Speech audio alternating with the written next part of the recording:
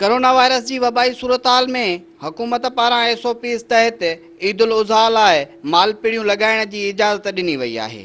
जंहिंखां पोइ सखर के दाख़िली रस्ते सिटी बाईपास ते मालपीड़ी लगाई वई आहे, जिते सरकार पारा SOPs जा बोर्ड त लगाया विया आहिनि, पर उन्हनि SOPs ते अमल कराइण लाइ को भी सरकारी कामोरो या अमलदार नज़र नथो अचे। हिते ईंदड़ वापारी ऐं ख़रीदार नई मास्क पाइनि था, नई हुकूमत पारां ॿुधायल SOPs ते अमल कनि था, जॾहिं त वापारी हिन साल कारोबार में तेज़ी न हुअण ऐं हुकूमत पारां मालिकी न थियण जूं शिकायतूं कंदे नज़र अचनि था। अञा त कहिड़ो बंदोबस्त नज़र नथो अचे।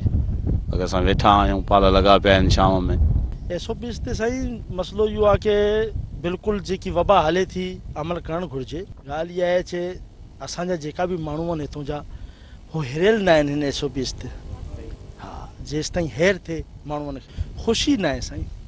सभ खां वॾी ॻाल्हि इहा आहे, बसि हर माण्हू परेशान आहे। बसि सखर के दाख़िली रस्ते ते इंतजामिया पारां मालपीड़ी लगाइण सबबि कोरोना वायरस के फैलाव में तेज़ी अची सके थी। कैमरामैन रज़ा लगारी सां गॾु नज़ाकत जतोई, सन TV न्यूज़, सखर।